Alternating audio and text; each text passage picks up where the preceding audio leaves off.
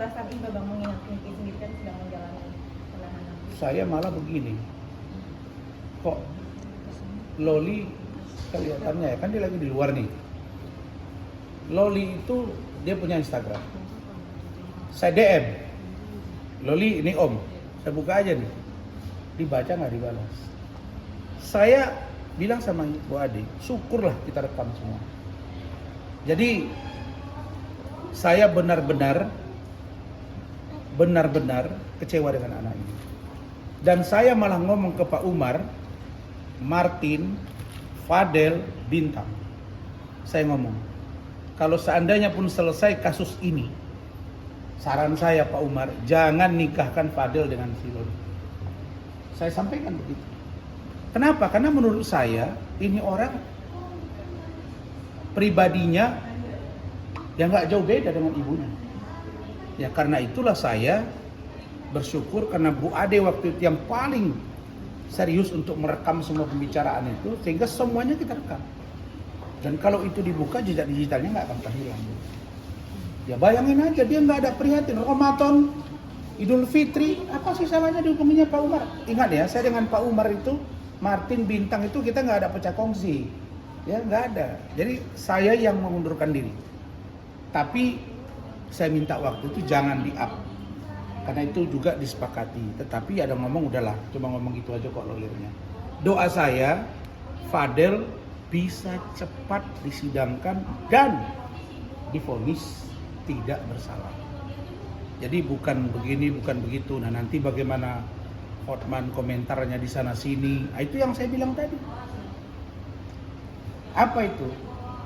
Yang paling menarik. Coba kalian perhatikan. Setiap ada isu besar yang menghebohkan, Hotman pasti teriak.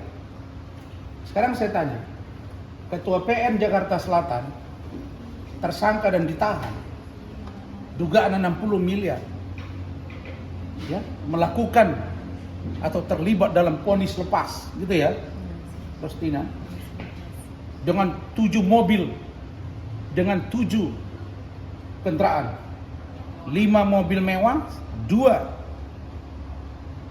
sepeda motor atau moge, motor gede. Kok Hotman diam aja? Hah?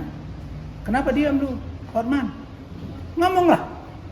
Nah, bagaimana keterlibatan dan lain sebagainya nanti di sana akan saya ungkap.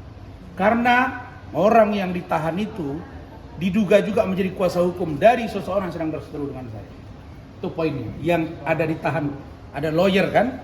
Nah, itu dari lawyer itu ada yang saya dapat info, mereka ini adalah menjadi kuasa hukum dari seseorang yang saya berseteru dengan dia sekarang secara begitu. Abang balik lagi ke Loli bang, berarti tadi yang pernyataan abang ke Pak Umar, kalaupun kasus ini selesai jangan dinikahkan, berarti secara nggak langsung saya memberikan masukan. Secara nggak langsung berarti menarik omongan abang kan sebelumnya saat itu. Oh iya. Sangat-sangat menyarankan agar benar, sudah dinikahkan kan bang? benar. Kalau itu benar sekali. Tapi saya tidak menyesal. Justru saya bersyukur mengenal seorang Loli, sehingga saya sebagai seorang akademisi, dokter, dosen sampai hari ini, saya baru melihat ada manusia yang begitu bicaranya berapi-api, membenci seorang ibunya, sampai dipanggil Ami saja dia tidak mau, selalu nikmir, ya, dipukuli saya gara-gara bela dia, dilaporin si Fadel gara-gara bercinta dengan dia, padahal dia sudah pernah berhubungan badan dengan orang lain di UK bahkan di Indonesia. Bagaimana mungkin Fadel bisa hidup bersama dia? Itu saran saya. Kenapa saya tarik? Sebagai manusia saya boleh khilaf.